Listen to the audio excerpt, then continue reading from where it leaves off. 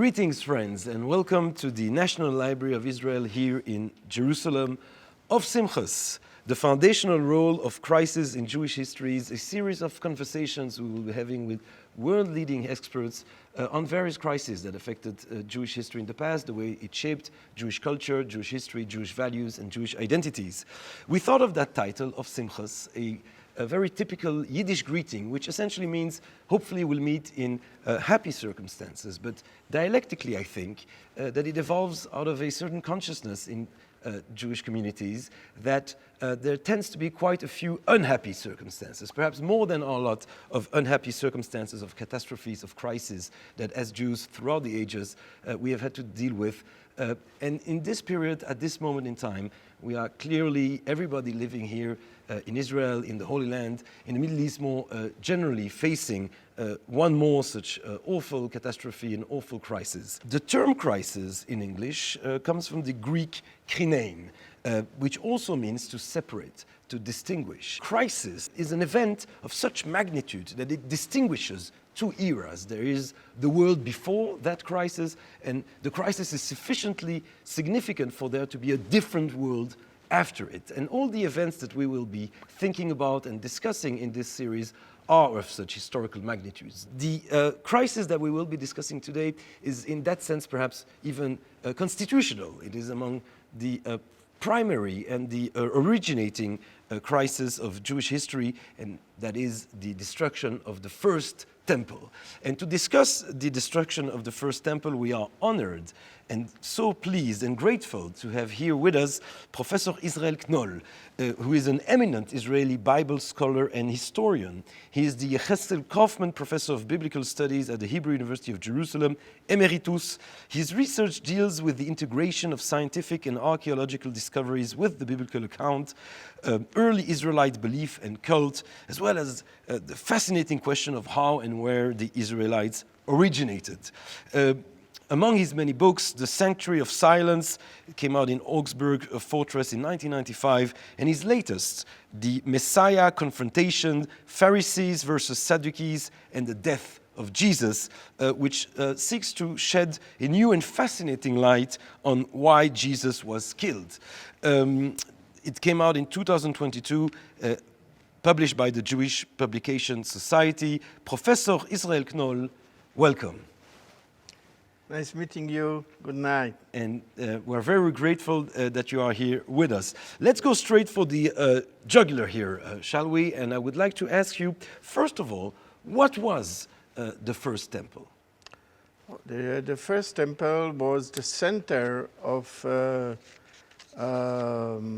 religion of Judah and Israel, which was built in Jerusalem in the time of Solomon as the central sanctuary, central, I would say, symbol of unification of the kingdoms of Judea and Israel, and which were in the time of David and Solomon united kingdom.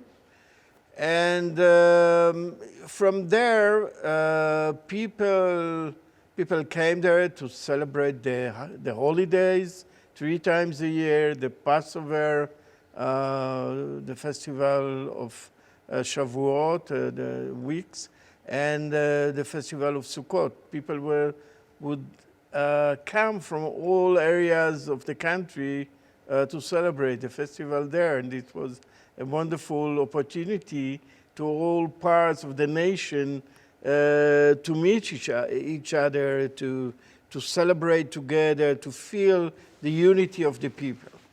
How much of this description and of further descriptions that we will be engaging in today of the cult at the first temple is based on the biblical account, and how much does archaeological or other sources reinforce or contradict that account?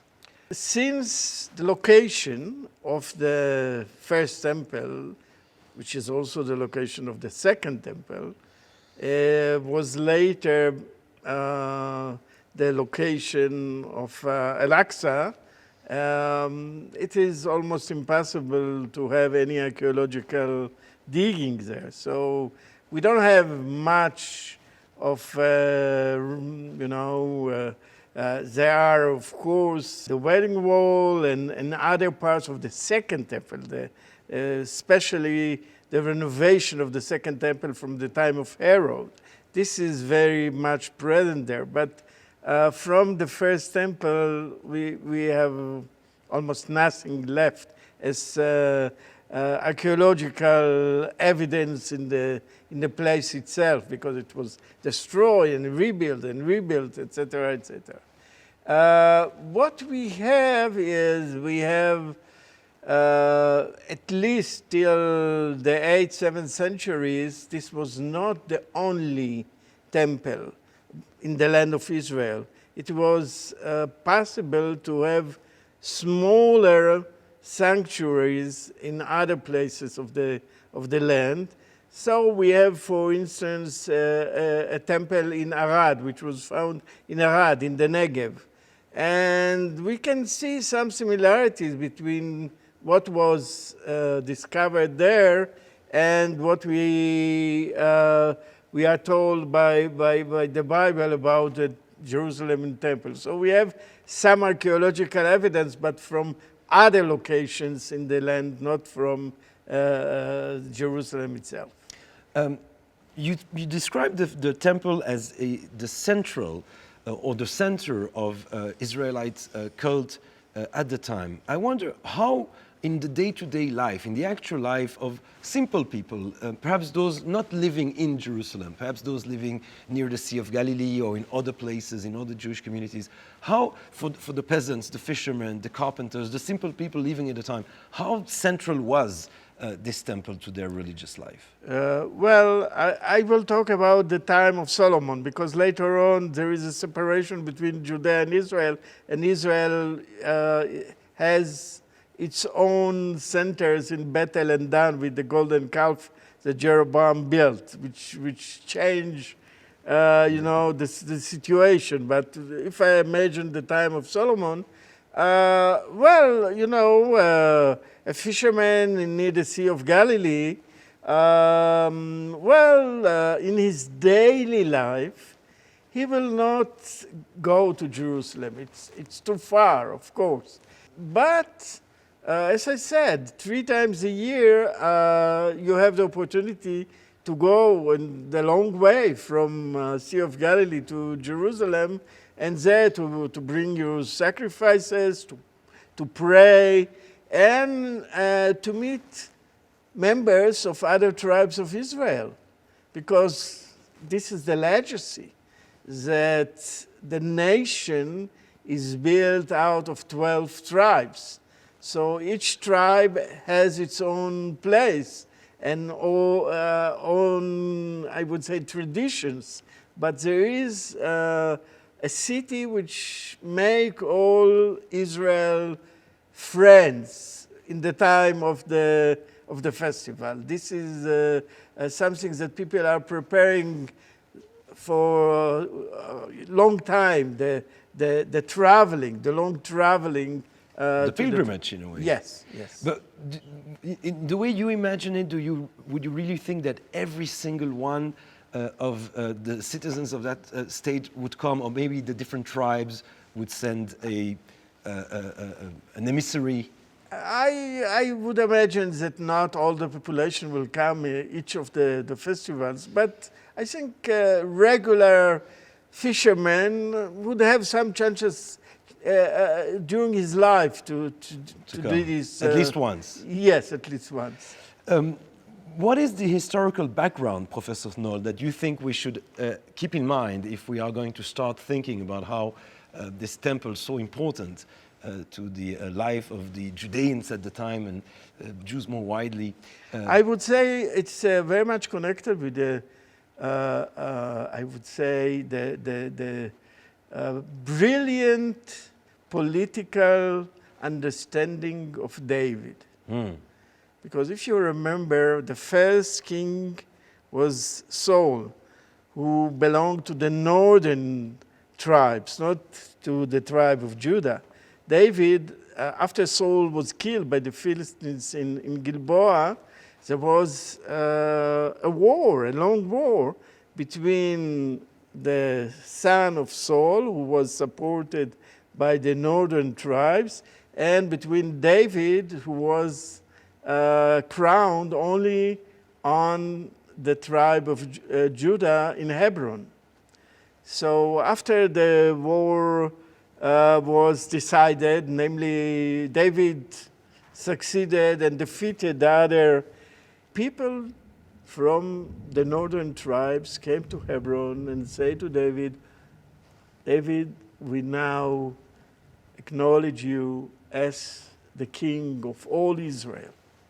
Now he had to decide where to build his capital. Would he stay in Hebron? The northern tribes would say, oh, he's from the tribe of Judah, he's preferring his own tribe. They weren't happy with it.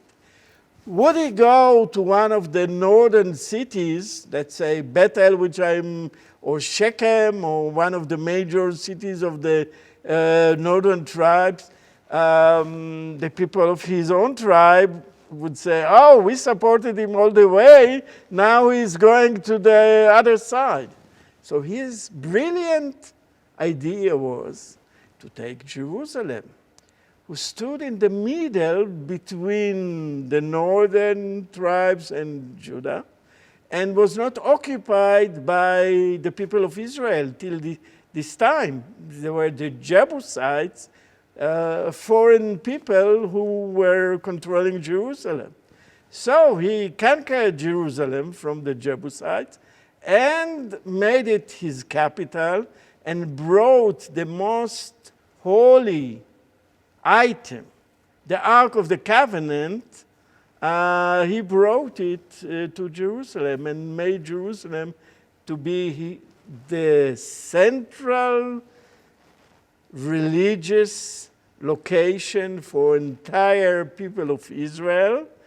All were happy because it didn't belong nor to Judah, neither to the northern tribes, and this was the decision of David. Since then, Jerusalem became the center of the people and the religious center. So he started thinking about the idea of building the temple, but it was done finally by his son Solomon. It's a little bit like they decided to make Brussels in Belgium the capital of Yes. Europe. Not France, not Yes, Germany. that's true. A neutral place. Right. It was a perfect decision. So this is the background we have to keep in mind when we think of the rise of the first temple. What is Yes. the historical background we should have in mind when we start to think about its eventual destruction? Okay, the collapse started in the north. And it started through a war between Judah and Israel. After the time of Solomon, they separated to two kingdoms. And in the year 733, the northern kingdom, Before the Common Era, just to be clear. Yes. I'm. That's I live every day. Every date is BC. we'll be in BC from here on. Yes. I don't talk in. Okay. So in 733, Israel, the northern kingdom, and Aram, Syria, who were till this point enemies, decided to form a coalition against the rising force in the area which was the kingdom of Assyria. And they wanted the king of Judea in that time, Ahaz, to join them. And he refused. And they came to Jerusalem. This is told in the book of Isaiah in chapter 7. And they wanted to invade Jerusalem, kicking Ahaz out, ending the dynasty of David, and putting a puppet king to rule Jerusalem and join their coalition against Assyria. Isaiah told Ahaz, don't be afraid. You should trust God. In God we trust. Everything would be fine. Don't be afraid. But Ahaz was not relaxed. And he said, no, I must do something. And what did he do? He took gold and silver from his own palace and gold and silver from the temple and sent it to the king of the Assyrian Empire. Tiglath-Pileser III. And he told him, I am your servant and son. Please come and help me from my enemies, the king of Israel and the king of Aram. Doing this, he gave up the independence of his kingdom, which was achieved by David, and became a vassal king of Assyria. So Ahaz, the king of Judea, would rather become a vassal king of Assyria than to join forces with the kingdom of Israel and Aram. That's true. And he asked him, the king of Assyria, come and help me from my enemies, the king of Israel and the king of Aram. Tiglath-Pileser was happy to get all this money, all this silver and gold. And he came first to Aram, destroyed the Aramean kingdom. This was the end of Aram, annexed Aram to Assyria. Then he came to the kingdom of Israel and cut all the areas in the Jordan area, in Galilee, in the sea, near the Mediterranean Sea, and exiled the people to various corners of his empire. This was the first stage. 10 years later, another king of Assyria conquered also Samaria and exiled the rest of the people. Now I want to tell you something about the Assyrian system of exiling people. This was the idea of a melting pot. One of the kings of Assyria, the one who conquered Samaria and put an end to the history of the kingdom of Israel, he wrote in one of his documents, I gather people from 4 corners of the world. I made them speaking one and same language. They started speaking Assyrian, Akkadian. And they forgot their deities, and now they are worshiping me, and they are worshiping my God, the god Ashur. So this was the idea. You conquer one state, you take most of the population and put them in various places in your empire, and you take people from another country and replace them in this conquered city. So melting all nation and not giving them a chance to preserve their own religions and traditions. This is what happened to the 10 tribes. This is the disintegration These are the lost of the 10 tribes of Israel. They were, sent to various locations in the huge Assyrian Empire, and in one generation, because there was no possibility for having a communal life, they forgot the names, forgot the tradition, forgot the religion. And, we have a folklore of the 10 tribes who lives beyond the river Sambation. But this is just a folklore. Nothing. 10 tribes. Assimilated within within the Assyrian Empire. I wonder when we talk about exiling and forcefully assimilating these 10 tribes to really delete them in a way, cancel them from history. Is the exile of everybody, or is it just a certain elite class which you exile and they're the educational class, and then you leave the simple people, the peasants, and they just go along with you? Did you really have the means at the time to literally take everybody and exile I don't them? think they had the possibility to take everybody.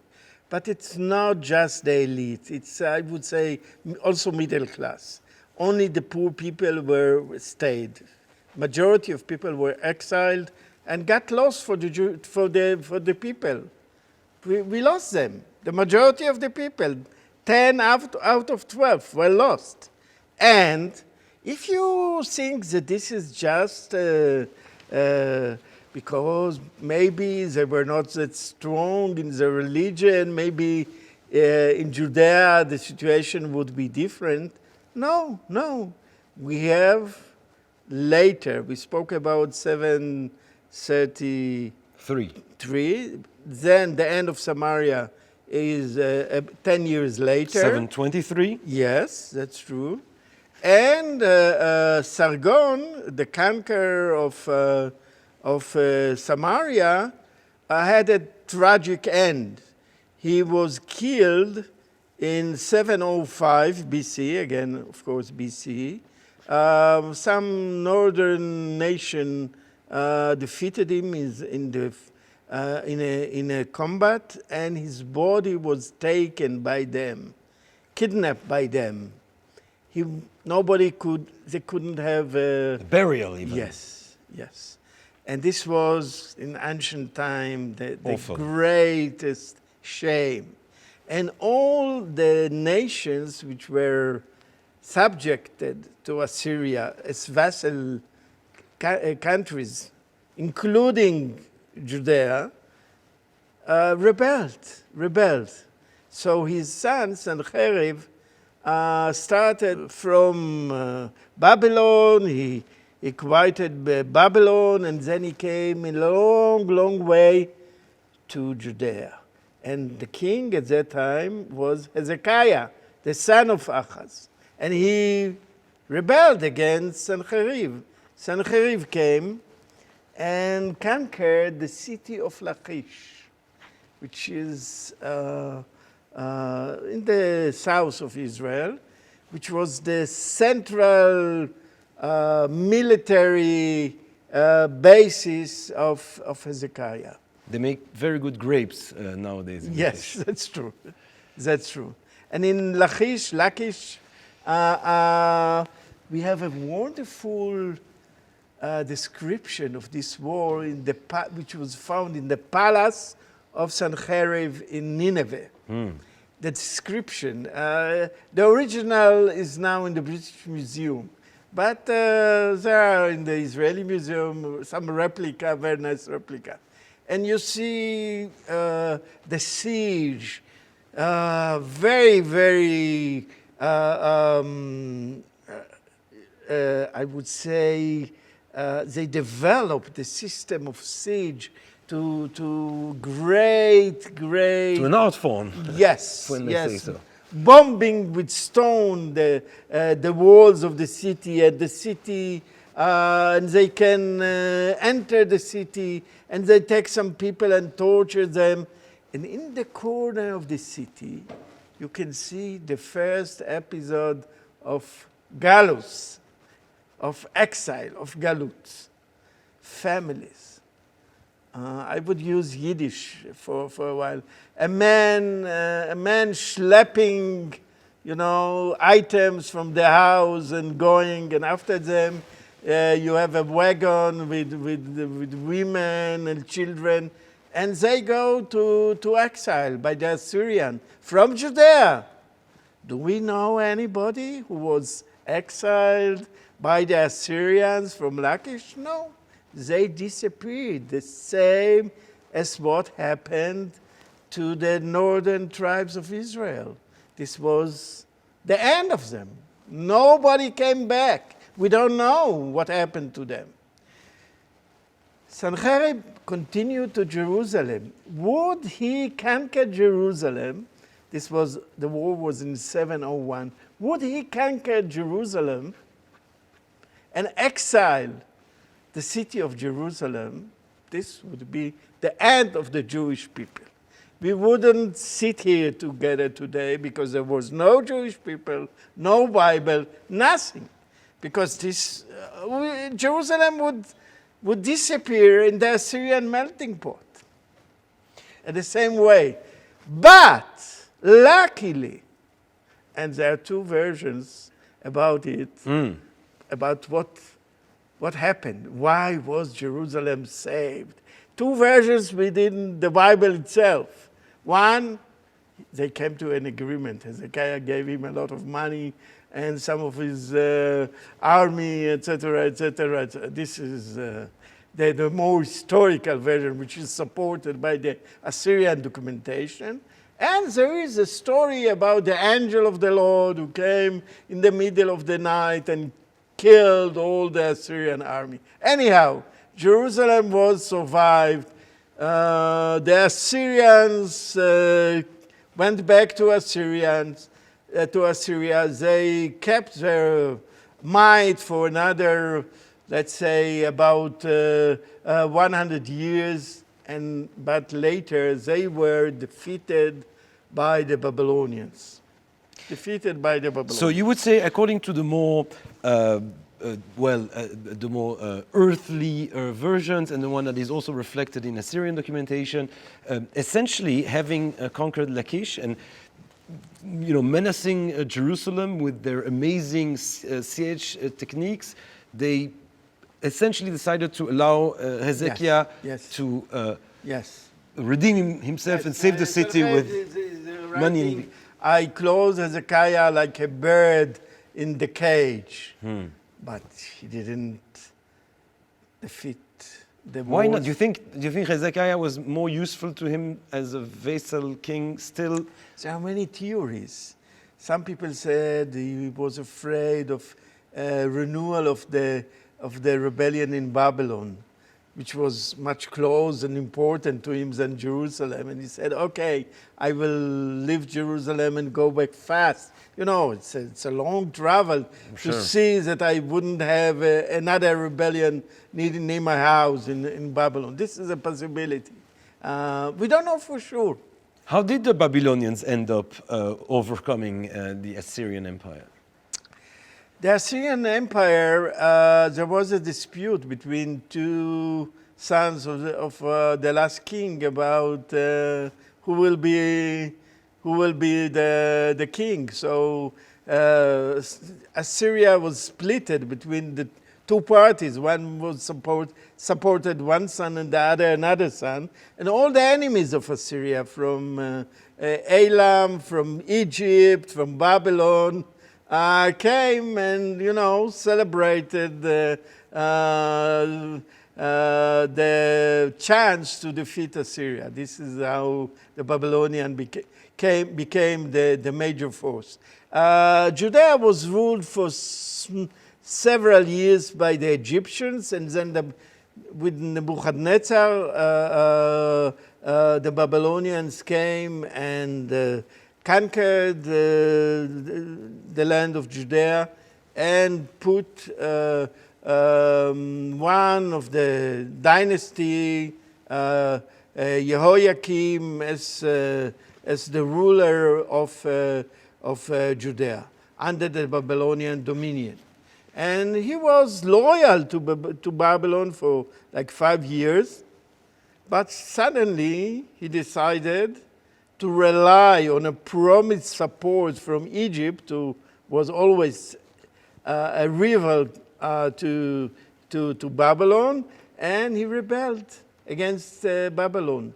So relying on the promise of the other conquering regional power, Egypt, he dares rebelling against Babylon. Yes. The Babylonian army came, put Jerusalem... Turns out to be a very bad idea.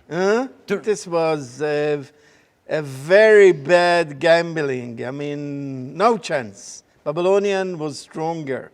Egypt could not help him. And the Babylonian army came, put a siege on Jerusalem. During the siege, he passed away. His son Jehoiachin became the king, but the Babylonian entered Jerusalem and took Jehoiachin to Babylon. This was the first exile to Babylon, the elite, now only the elite. The Babylonians in the first cycle of the exile took only the elite people, the king, so you mean that as opposed to the Assyrian way of engaging in exile, where you would try to take as many people as possible and assimilate them into the empire and completely deleting their separate identity, here we have different ways of doing and this exile, was taking crucial. only the elite. First of all, at first, later they took more, but at first they took the elite, replaced Jehoiachin by Zedekiah, who was the last king of Judea, also from the Davidic dynasty. But the crucial difference was that the Babylonian system was generally, not just in relationship to Judea, but their general policy was not a melting pot. If they exiled the rebelling country, they put all the people together in one place and allow them to keep their traditions. So the group of Jehoiachin was taken to Babylon, to a city with the name Tel Aviv, which in Babylonian means Tel Abubu, the remnant from the time of the flood, Tel Aviv. Tel Abubu, I have to remember Tel this. Abubu, which is Tel Aviv. And they sat together in the same area. They had religious leaders. The only one that we know in name is the prophet Ezekiel, who was born in Jerusalem, was a priest in the temple of Jerusalem, but he was taken among the people who were exiled in the time of Jehoiachin. And, they developed communion life in exile.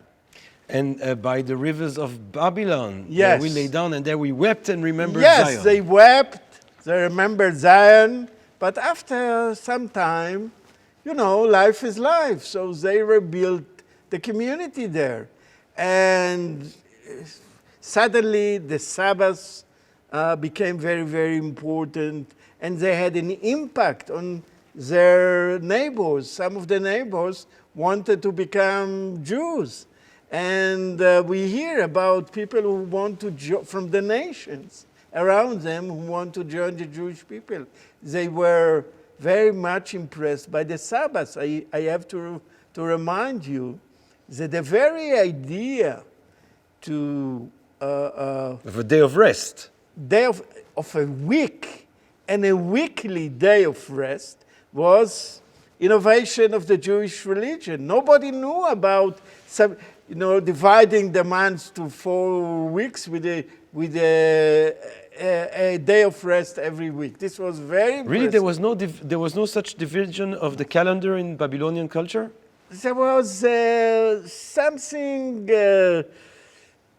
but it was not exactly. It was connected to the solar and lunar system.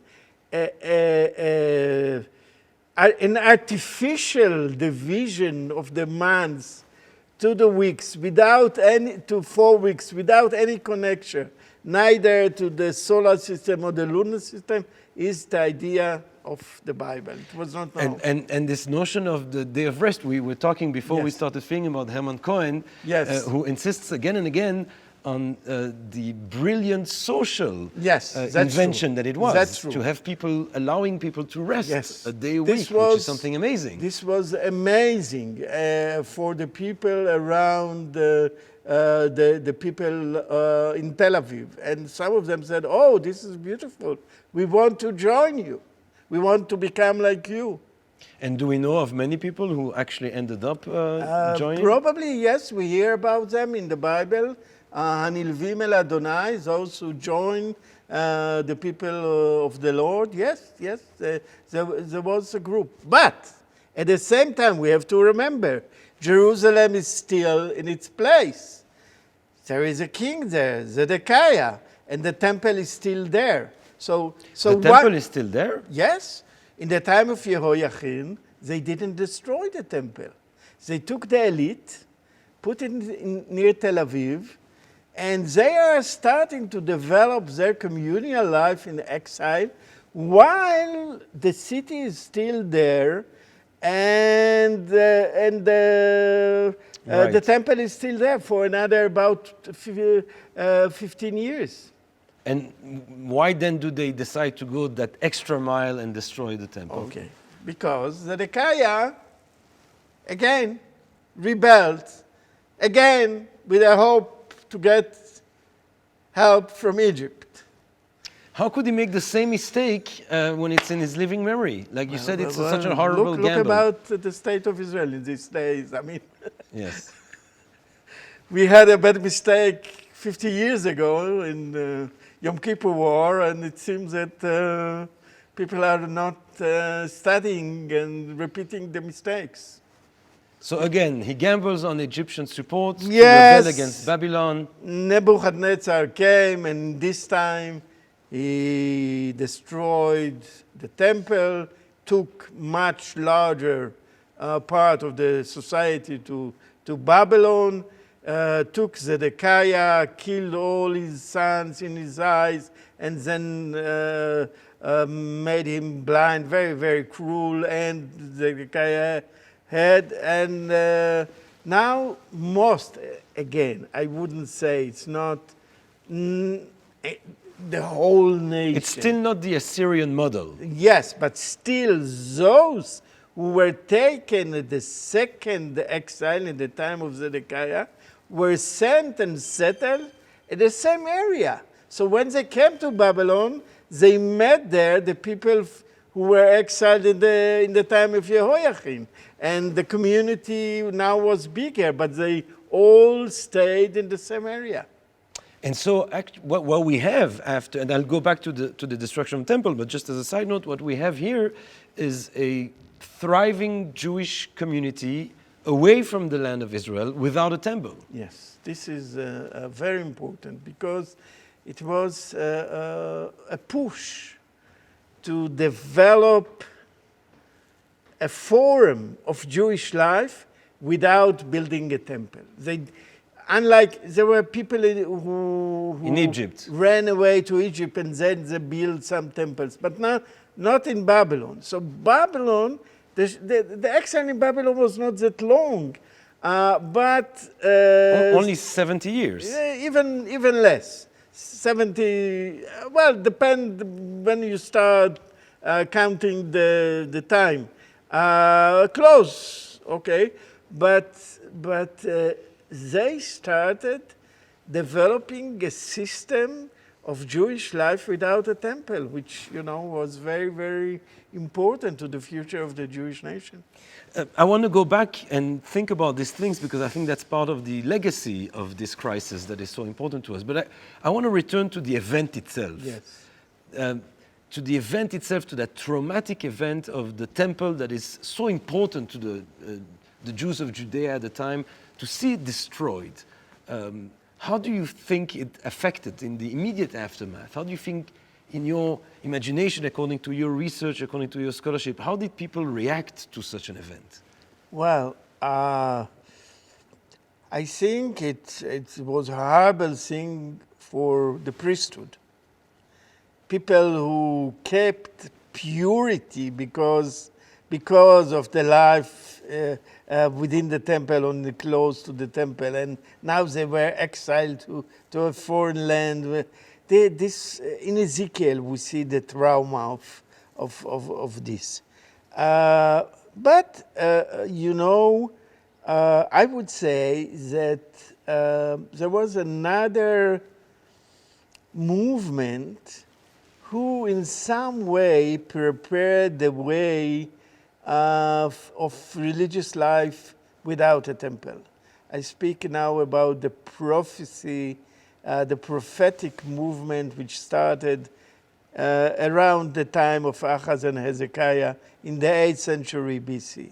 And this is for the first time we have 4 prophets who are known to us not just by legends, like Elijah and Elisha, 9th century, we have many legends about them, but we don't have the text of their prophecies. 8th century was a time where knowledge of reading and writing developed in a very fast way.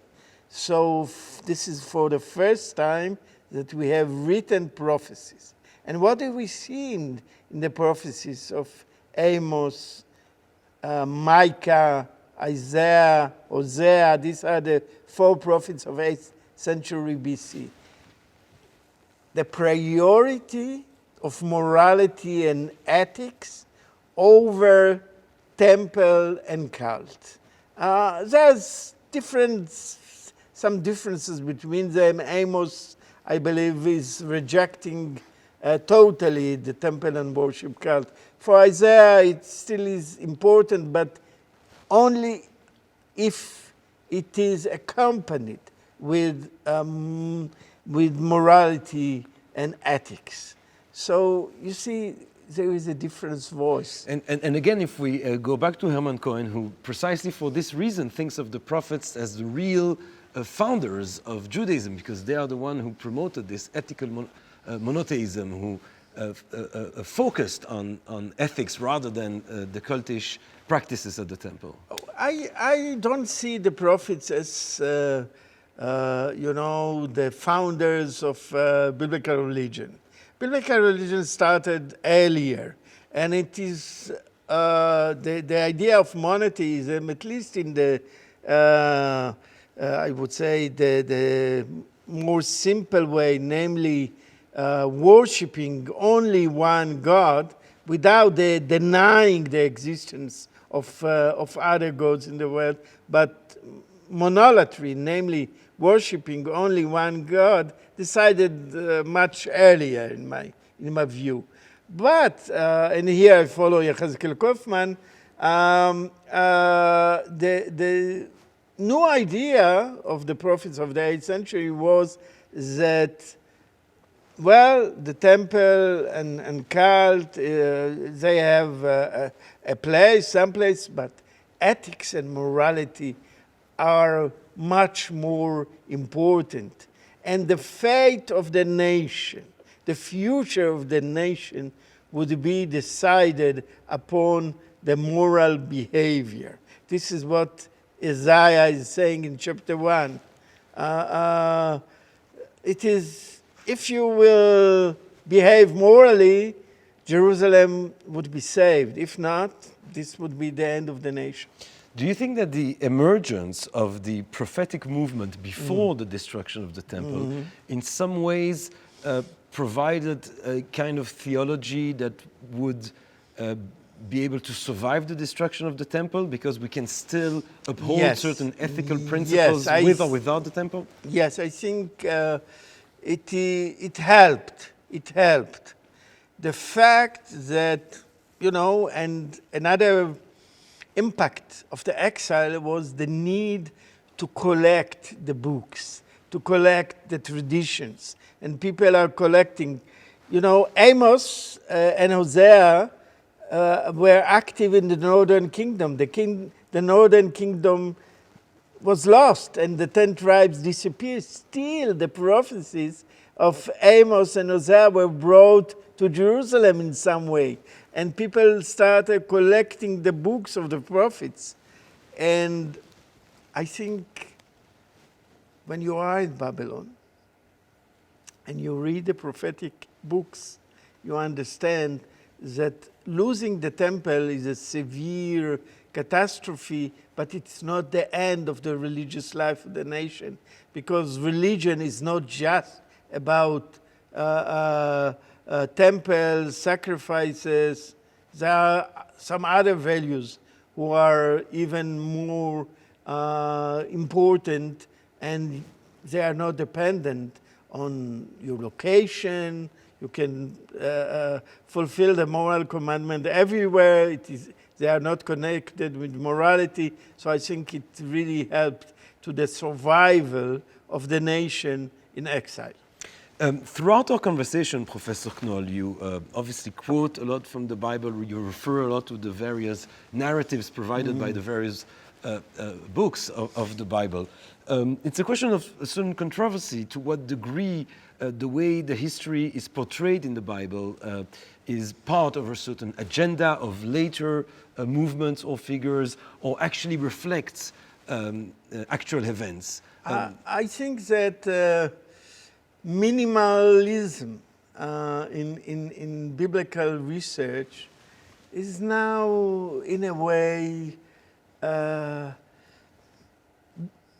more, I wouldn't say defeated, but receding. Yes, because of recent discoveries. For instance, there were last months there was a publication of recent discoveries in an area in the in the old city, which is called Canyon Givati, the Givati parking lot. And what they found there, that already in the 9th century, namely 100 years after David and Solomon, Jerusalem was strongly, I would say, prepared for war. They cut the rock in order to, there is the Temple Mount, it is very much surrounded by a wall and many other ways of ensuring the survival of the Temple Mount, but there is also a city. So theories about that there was nothing there in the time of David and Solomon, all of this is mythology. I think even though we don't have any evidence about the Temple of Solomon itself, but the strong status of Jerusalem, the city of Jerusalem, at least in the 9th century, 100 years after Solomon, is now grounded in recent research. So I tend to, I don't want to claim it, and I don't think so, that everything which is told about this early period in the Bible is true. I'm not a fundamentalist, but I think with the recent discoveries, we can really give more credit to the biblical tradition. Drawing slowly off this fascinating conversation of Professor Knohl to a close, what would you think is the unique presence of that early crisis of the destruction of the first temple in contemporary Jewish life, if any? What do you think was the legacy, the enduring legacy in Jewish culture, Jewish history, Jewish thought perhaps, of the destruction of the first temple? I would say, first of all, the effort which was done in the Babylonian exile to collect the old traditions. You know, till that time, I believe that different traditions were kept by different groups and tribes. But now, after the exile, there was this idea that we should gather all the tradition and put them together, because we lost great parts of our people, 10 tribes. We can lose also our traditions. We have to collect them. We have to combine them. We have to preserve the northern tradition. There are, in the book of Psalms, there are various Psalms who came from the north. So to put it very shortly, you would say that in some ways, because we lost the first temple, we traded the temple for a book, eventually. That's true. That was going to accompany, be the constitutive book, the Bible. The Bible, in my view, was born out of this catastrophe. This is, I think, the most significant impact or result of the destruction of the temple. And what a result it is. Yes. Professor Knohl, final question. You are a preeminent Bible scholar, you're a researcher, you're a teacher, but you're also a living human being, a Jew. That's true. And I was wondering, what, if any, is the meaning, the significance of this early crisis of the destruction of the first temple in the way you think about your own identity, about your own life? I think that the fact that we pass through very difficult times with losing great part of our nation. I mean, losing